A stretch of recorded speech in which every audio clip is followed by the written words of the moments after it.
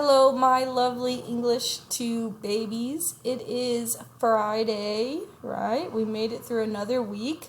I don't know about you guys, but it seems like the weeks go by so much faster now that we're not having to go to school every day. So today we are going to do something very similar to yesterday. It's just a little bit shorter. We just have a couple paragraphs to finish up for section 1 of Franz Kafka's Metamorphosis. And then you're going to complete a reading quiz just like yesterday. Okay? I am going to post the text for today for those of you who like to read it or to go back and reference it while you are answering the quiz. That is totally fine. I did see on the quiz yesterday, if you took the first one, I accidentally marked one of the answers incorrectly, right? Gregor did wake up to find himself transformed into a horrible vermin. Okay, so if you got that one wrong, do not worry. I will fix it whenever I put it into the grade book. You'll also see if maybe you missed more than that one question. I posted a new link yesterday for you to retake it. Now I switched some of the questions around and added one or two to give you an opportunity to get those scores up. All right. So we have Gregor, right? His boss came to him yesterday, and Gregor finally got out of the room, right? Through all of the treacherous things that he had to go through. He bit down on that door, turned it, even though it was hurting his jaw and causing him to bleed. He got out, but when he got out, his boss gets very scared, right? And I can almost picture his boss sort of very slowly walking backwards, right? Trying to get away from Gregor. He finally looks to the door and moves as quickly as he can, as if there was some supernatural force waiting to save him, right? Now remember, Greta is off getting a doctor. The maid is off getting a locksmith. So we have Gregor left in the apartment, we have mom, and we have dad left in the apartment, okay? And then the chief clerk is on his way out. But Gregor, of course, wanting to save his position, let's see what he has to say. Gregor realized that it was out of the question to let the chief clerk go away in this mood if his position in the firm was not to be put into extreme danger. That was something his parents did not understand very well. Over the years, they had become convinced that this job would provide for Gregor for his entire life, and besides, they had so much to worry about at present that they had lost sight of any thought for the future. Gregor, though, did think about the future. The chief clerk had to be held back, calmed down, convinced, and finally won over. The future of Gregor and his family depended on it. All right? So Gregor's got to do something to get this man to listen to him. If only his sister were here. She was clever. She was already in tears, while Gregor was still lying peacefully on his back, and the chief clerk was a lover of women. Surely she could persuade him. She would close the front door in the entrance hall and talk him out of his shocked state. But his sister was not there.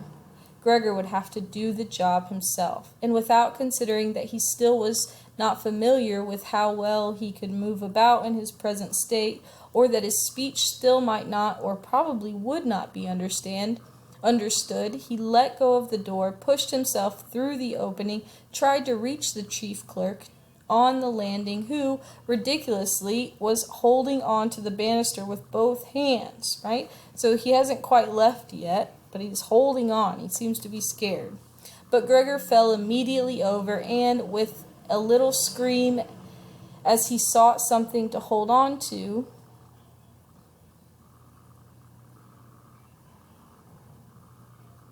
landed on his numerous little legs, right? So it seems like Gregor keeps trying to stand upright like a man, but continues to be falling forward, and he's not accepting that maybe as a horrible vermin, that is the way he should move, right? Hardly had that happened, then, for the first time that day, he began to feel all right with his body. He's getting comfortable. The little legs had the solid ground under them. To his pleasure, they did exactly as he told them. They were even making the effort to carry him where he wanted to go, and he was soon believing that all his sorrows would soon be finally at an end. He held back the urge to move, but swayed from side to side as he crouched there on the floor.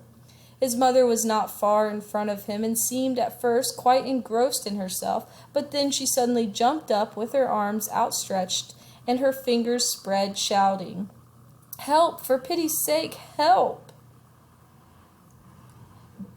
The way she held her head suggested she wanted to see Gregor better, but the unthinking way she was hurrying backwards showed that she did not. She had forgotten that the table was behind her with all the breakfast things on it. When she reached the table, she sat quickly down on it without knowing what she was doing, without even seeming to notice that the coffee pot had been knocked over and a gush of coffee was pouring down onto the carpet. "Mother, mother," said Gregor, gently looking up at her. He had completely forgotten the chief clerk for the moment, but could not help himself snapping in the air with his jaws at the sight of the flow of the coffee. Now, what is kicking in that's going to make Gregor snap at this coffee? That set his mother screaming anew. She fled from the table and into the arms of his father as he rushed towards her. Gregor, though, had no time to spare for his parents now. The chief clerk had already reached the stairs. With his chin on the banister, he looked back for the last time. Gregor made a run for him. He wanted to be sure of reaching him. The chief clerk must have expected something, as he leapt down several steps at once and disappeared, his shouts resounding all around the staircase. The flight of the chief clerk seemed unfortunately to put Gregor's father into a panic as well. Until then he had been relatively self-controlled, but now, instead of running after the chief clerk himself, or at least now impeding Gregor as he ran after him, Gregor's father seized the chief clerk's stick in his right hand, because the chief clerk had left it behind on a chair along with his hat and overcoat, picked up a large newspaper from the table with his left, and used them to drive Gregor back into his room, stamping his foot as he went. Gregor's appeals to his father were of no help. His appeals were simply not understood. However much he humbly turned his head, his father merely stamped his foot all the harder. Across the room, despite the chilly weather, Gregor's mother had pulled open a window, leant far out of it, and pressed her hands to her face. Right? It's almost like she's trying to understand what the heck is going on in her house. A strong draft of air flew in from the street towards the stairway. The curtains flew up.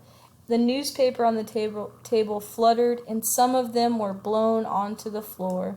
Nothing would stop Gregor's father as he drove him back, making hissing noises at him. Hissing noises at him like a wild man. Gregor had never had any practice in moving backwards and was only able to go very slowly. If Gregor had only been allowed to turn round, he would have been back in his room straight away. But he was afraid that if he took the time to do that, his father would become impatient, and there was the threat of a lethal blow to his back or head from the stick in his father's hand any moment. Eventually, though, Gregor realized that he had no choice, as he saw, to his disgust, that he was quite incapable of going backward in a straight line. Right? Think about this. Do you ever see bugs move backwards? Right? And how do bugs act whenever you start chasing them? Right? What do they look like when they're running away? So he began as quickly as possible and with frequent anxious glances at his father to turn himself around. It went very slowly, but perhaps his father was able to see his good intentions, as he did nothing to hinder him. In fact, now and then he used the tip of the stick to give direction from a distance as to which way to turn. If only his father would stop that unbearable hissing. It was making Gregor quite confused. When he had nearly finished turning around, still listening to that hissing, he made a mistake and turned himself back a little the way he had just come. He was pleased when he finally had his head in front of the doorway, but then saw that it was too narrow and his body was too broad to get through it without future difficulty. Let's think about this word broad. It's not the first time it has been used to describe Gregor. In his present mood, it obviously did not occur to his father to open the other of the double doors so that Gregor would have enough space to get through. He was merely fixed on the idea that Gregor should be got back into his room as quickly as possible. Nor would he ever have allowed Gregor the time to get himself upright as preparation for getting through the doorway, right? Again, Gregor is wanting to get upright. What he did, making more noises than ever, was to drive Gregor forward all the harder, as if there had been nothing in the way. It sounded to Gregor as if there was now more than one father behind him. It was not a pleasant experience, and Gregor pushed himself into the doorway without regard for what might happen. One side of his body lifted itself. He lay at an angle in the doorway. One flank scraped on the white door and was painfully injured, leaving vile brown flecks on it. Soon he was struck fast and would not have been able to move at all by himself. The little legs along one side hung quivering in the air, while those on the other side were pressed painfully against the ground. Then his father gave him a hefty shove from behind, which released him from where he was held and sent him flying, and heavily bleeding, deep into his room. The door was slammed shut with the stick, and finally all was quiet. All right, so Gregor is now back in his room. Now, some of the questions that I'm going to ask you in the quiz are going to have to do with how you think Gregor is feeling. So I want you to put yourself in his shoes. After reading this, think about, why did he come out of the room in the first place? Who was he trying to help? And now that he is back in the room, who helped or really hurt him in the process of getting him back into the room? Okay, so that is all for today. Make sure that you do your attendance quiz and you complete the quiz for today's reading, and you will be good to go. And I want you guys to have an amazing weekend. Enjoy as much as you can. And stay safe and stay clean. Bye.